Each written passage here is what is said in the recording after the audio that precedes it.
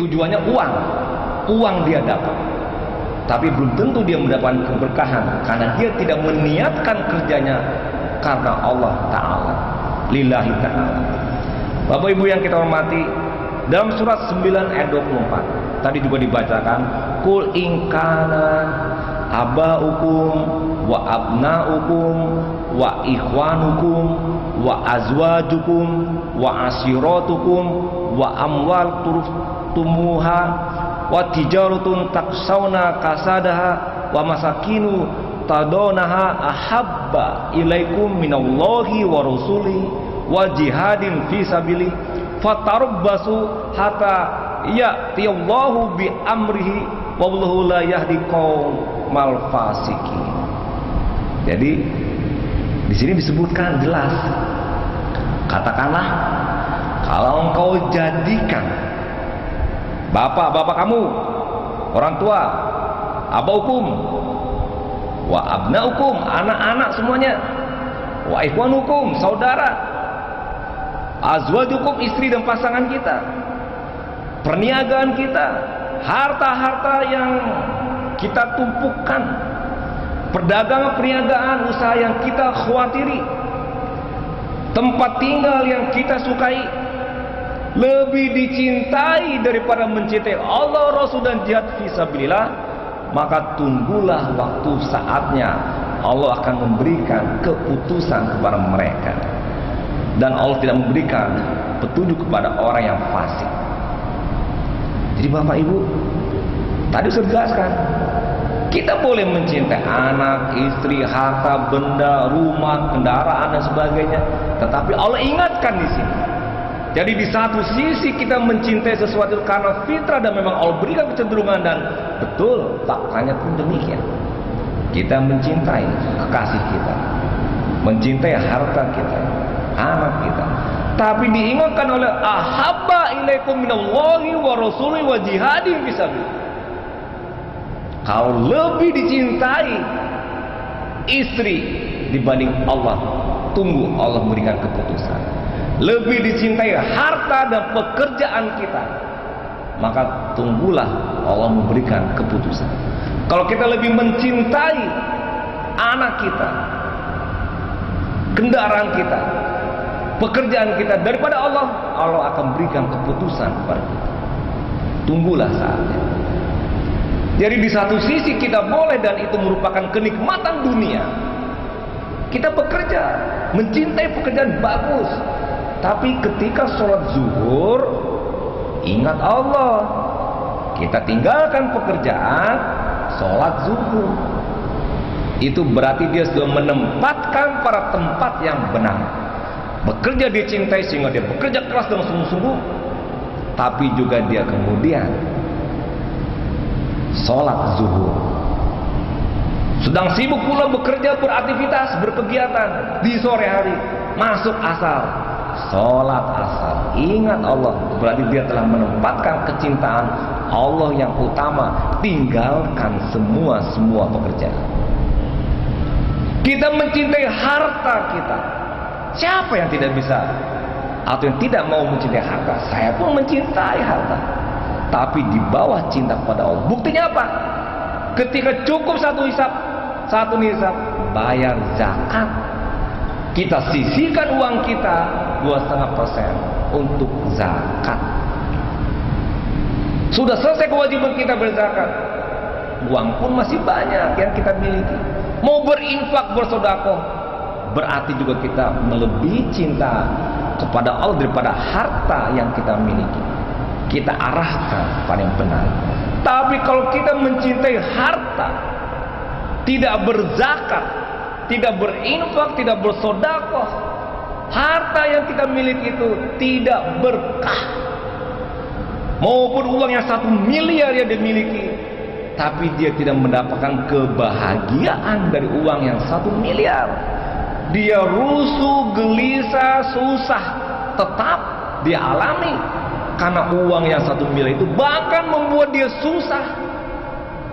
Kok begitu Pak? Uangnya banyak 1 miliar, kok dia susah? Bapak Ibu pernah dengarkah orang yang khawatir dengan uang yang banyak? uangnya khawatir hilang, uangnya khawatir diambil orang, uangnya khawatir berkurang, uangnya banyak. Kekhawatiran itu ada pada jiwa mereka. Bagaimana kira-kira perasaannya? Tenangkah atau susah? Jawaban kita pasti susah. Uang miliaran banyak tapi tidak berkah membuat dia susah. Percuma, hati kita nggak tenang. Lebih baik uang kita cukup 10 juta rupiah, nggak kita pikirin duit itu, tenang saja karena kita nggak khawatir, nggak mikirin. Coba kalau khawatir, pasti jadi pikiran, pasti jadi beban mental, mengganggu kegiatan kita, pasti tidak bahagia, tidak berkah. Kenapa? Tidak berzakat, tidak berinfak, tidak bersedekah. Dia mencintai uang hartanya melebihi daripada dia mencintai Allah. Tadi saya di awal, wujud dari mencintai Allah diantaranya mengerjakan perintahnya. Itu wujud dari cinta pada Allah. Perintah berzakat, perintah Allah dan Rasulnya, berarti kita cinta pada Allah. Kalau kita cinta, tentu apa yang disampaikan oleh sang kekasih kita ikuti, kita jalankan, kita amalkan. Yang dilarang kita tinggalkan. Itu tanda cinta. Jadi Bapak Ibu, kalau cinta pada istri, apa pesan istri diikuti. Cinta pada suami, pesan suami diikuti. Larangannya ditinggalkan. Itu tanda cinta. Tapi kalau tidak demikian, berarti tidak ada rasa cinta, tidak ada kasih sayang. Begitu kita kepada Allah, sehingga Allah mengatakan ahabba ilaikum minallahi wa rasulihi wa jihadin fisabilillah fatarabbasu hatta yatiyallahu bi amrihi.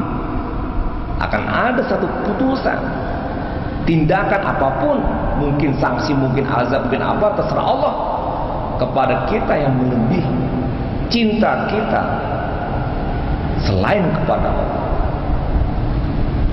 Oleh karena itu Bapak Ibu, ada yang memahamkan kepada kita kecintaan kepada Allah ini dengan syirik kepada sesuatu yang bukan kepada Allah.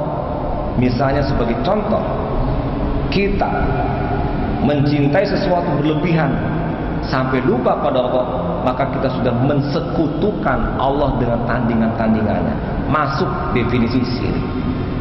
Mungkin itu bisa demikian, tapi setidaknya kita yakinkan pada diri kita bahwa kecintaan itu memang ada, diberikan kepada kita, tapi Allah yang utama. Kembalikan semuanya kepada Allah, meminta juga kepada Allah, memuji juga kepada Allah, mengagumi juga kepada Allah, minta perlindungan juga kepada Allah. Coba kalau sudah begitu, tentu kehidupan kita ini akan mendapatkan kebaikan. Kecintaan-kecintaan kita yang tadi disebutkan, kepada harta, kepada perdagangan yang kita khawatir, kepada tempat tinggal. Jadi Allah dalam Al-Quran sudah mencatat, menyebutkan satu persatu contoh-contoh yang memang faktanya kita cintai. Mencintai rumah bukan main. Boleh, benar, betul, tapi jangan sampai rumah digunakan untuk bermaksiat, melanggar perintah Allah, tapi dijadikan rumah sebagai tempat ibadah, bahkan dirasakan rumah sebagai surga, sebagai jannah. Maka dia telah menempatkan posisi yang betul bahwa cinta kepada rumah, cinta kepada kendaraan dan sebagainya, tapi tidak boleh dilebihi kita kepada selain kepada Allah. Allah tidak meminta kasih sayang dari kita. Kita yang butuh kasih sayang dari Allah. Dipuja-dipuji Allah, Allah pun tetap Allahu Akbar. Tidak dipuja dan dipuji pun Allah tetap Allahu Akbar. Jadi sebetulnya kegunaannya untuk kita.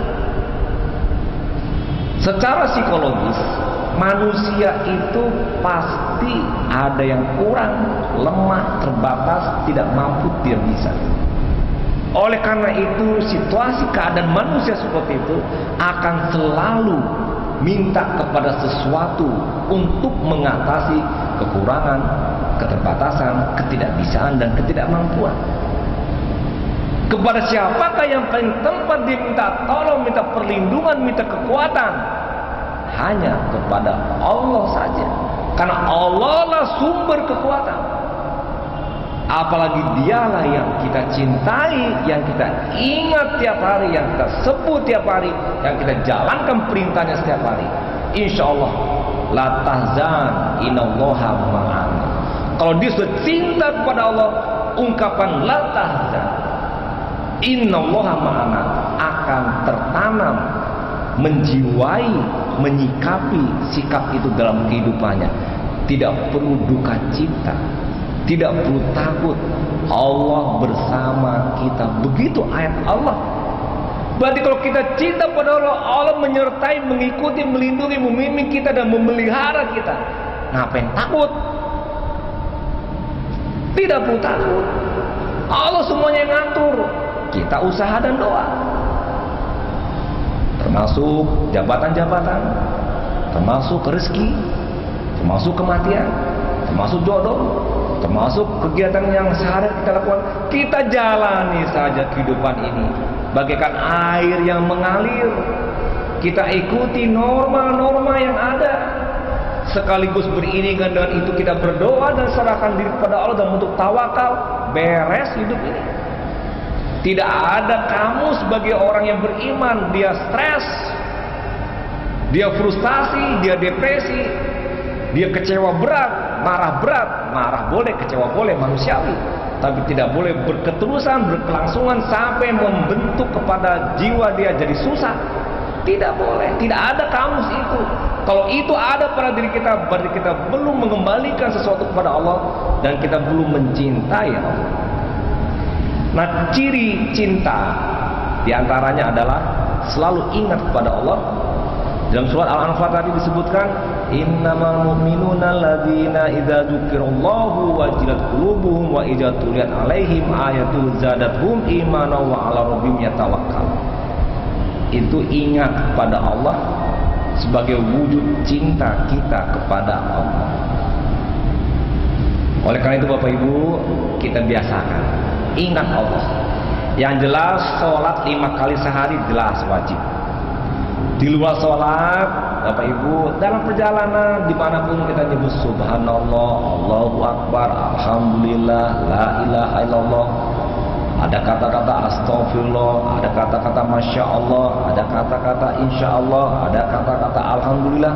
Biasakan. Tanda ingat kepada Allah dan kita selalu ingin mengembalikan situasi kondisi kita on the track. Ketika kita bekerja pagi siang sore padat, banyak tekanan, banyak ini sebagainya, mungkin terganggu mental dan pikiran kita. Cepat kembalikan kepada Allah on the track. Astagfirullah, la ilaha illallah, Allahu akbar. Kalau perlu berwudu, sholat sunat 2 rakaat, insya Allah dijamin persoalan itu hilang. Karena persoalan itu munculnya sampai kepada pengaruh jiwa kita, kita sendiri yang buat. Yang membuat kita susah, yang membuat kita bingung, yang membuat kita kecewa marah, kita yang buat. Objek yang membuat kita susah marah kecewa itu adalah hal biasa. Contoh Bapak Ibu di rumah yang punya anak kecil, anak menangis. Anak menangis pun bisa membuat bapak marah-marah. Lah kok marah-marah ngapain? Anak nangis kok marah-marah? Berarti yang marah itu dia sendiri yang buat marah. Loh, anak nangis ya biasa, namanya anak-anak. Siapa yang susah? Dia yang susah, yang buat dia sendiri marah. Coba kalau anak nangis dia senyum saja, dia ketawa saja, dia dekati, dia peluk, dia bujuk, selesai. Itu yang saya katakan bahwasanya kita yang membuat. Kemudian berikutnya, ciri cinta pada Allah, mengaguminya. Ucapan alhamdulillahirabbil alamin. Puja-puji hanya pada Allah. Allah yang kita besarkan, Allah yang kita agungkan. Bapak Ibu, kalau kita mencintai sesuatu, kita kagumi orangnya. Wah, udah sampai cinta buta lah kata orang. Bahkan tai kucing rasa coklat begitu katanya. Nggak tahu yang ngomong itu mungkin yang pernah nyobain kali ya. Begitu kata orang mencintai. Kemudian juga ridho dan rela. Dalam surah 9 ayat 62 disebutkan juga. Kemudian ada pengorbanan. Wa minan nasi may yasir nafsahu tigo'a mardotilah wallahu raufun bil ibad. Ada pengorbanan, mau berkorban. Bapak Ibu, kita mencintai Allah, berkorban dong. Waktu kita sholat 10 menit, doanya sekian menit. Berkorban dong malam hari. Jangan tidur terus. Luangkan waktu untuk sholat malam. Berkorban. Uang kita untuk infak sedekah, berkorban. Itu tanda cinta. Kita mencintai istri, mencintai anak, apa saja yang diminta oleh anak kita kasih. Tanda berkorban, tanda cinta kepada anak kita. Kemudian juga rasa takut, harap juga disebutkan di sini dalam surat 21 ayat 90. Ada harap-harap cemas. Yad'unana raghaban wa rahaban wa kanu lana khashi'in. Dia minta kepada Allah dengan harap-harap cemas. Jadi ada harapan, itu tanda cinta kepada Allah. Dan tentu berikutnya, cinta itu pasti mematuhi. May yuti'ir rasul faqad ata Allah wa man tawalla fama arsalnaka alaihim hafidha. Yang mencintai Rasul, maka cintailah Allah. Dan barang siapa yang tidak mencintai atau membelakanginya atau tidak melakukannya, maka Allah tidak akan menjadi pemelihara. Rasulullah tidak menjadi pemelihara. Bapak Ibu yang kita hormati, marilah kita pada kesempatan ini bersama untuk mencintai Allah dengan cara mengamalkan semua perintah Allah, meninggalkan larangannya. Berikutnya kita selalu mengingat Allah dengan ibadah-ibadah yang kita lakukan, dengan membaca Al-Quran, dan selalu berzikir kepadanya. Ketika kita jadikan semuanya sesuatu hanya kepada Allah, tempat yang kita cinta, kita abdi, kita sembah, kita minta pertolongan, kita minta perlindungan, kita minta pemeliharaan, kita minta penjagaan, kita minta rezeki, kita minta kehidupan, kematian, dan sebagainya. Insya Allah rasa tawakal demikian, itu yang namanya tawakal, menyerahkan kepada Allah, membuat jiwa kita tenang, membuat jiwa kita bahagia. Apalagi yang mau kita takuti. Ada satu orang satu minggu kemarin, ini terakhir saya cerita dikit, ketika di Istana Negara bersama Presiden, duduk bersebelahan banyak dengan para gubernur. Ternyata ada satu orang gubernur tenang duduknya, tidak rusuh, tidak gelisah. Padahal pemberitaan di koran hebat betul tentang orang tersebut. Mau diangket oleh DPRD-nya, mau di ini dan sebagainya. Ketika saya tanya, jawabannya sederhana saja. Gitu aja dipikirin. Jabatan kan Tuhan yang nentuin. Kita jalani aja hidup ini dengan baik. Simple. Coba kalau itu terjadi pada orang lain, mungkin dia susahnya, sibuknya, rusuhnya, gelisahnya. Dengan ungkapannya sederhana, itu ungkapan tauhid sebetulnya. Ungkapannya menyerahkan diri kepada Allah. Selesai. Ngapain? Itu Tuhan yang menentukan jabatan. Kenapa kita pikirin? Kita jalanin saja kehidupan dengan benar dan baik. Selesai. Ungkapan demikian tentu juga perlu kita biasakan dalam kehidupan kita, dalam rangka penyerahan diri kepada Allah secara totalitas. Penyerahan yang totalitas kepada Allah. Tidak setengah-setengah menyerahkan diri kepada Allah sebagai wujud pengorbanan dan kecintaan kita kepada Allah Subhanahu wa taala. Baik Bapak Ibu, sudah waktunya cukup. Mudah-mudahan pertemuan kita bermanfaat buat kita semua dan khusus pada saya sendiri. Dan menjelang memasuki bulan Ramadan, kita juga saling maaf-maafkan, dan juga mudah-mudahan nanti di bulan Ramadan tinggal berapa hari lagi kita mendapatkan keberkahan bulan Ramadan. Dan mungkin wirid kita tidak ada di masa bulan Ramadan karena kita sudah penuh tiap hari malam dan subuh mendengarkan pengajian di masjid-masjid. Jadi mungkin wirid kita libur dulu bulan Ramadan, dan setelah itu juga nanti kita adakan halal bihalal seperti biasa. Dan setelah itu insya Allah kita kembali untuk melaksanakan ceramah kita ini. Mohon maaf kalau yang salah. Terima kasih perhatiannya. Assalamualaikum warahmatullahi wabarakatuh. Alhamdulillah, all praises to Allah, all praises to Allah. Alhamdulillah, alhamdulillah, all praises to Allah, all praises to Allah. I never thought about all the things you have given to me.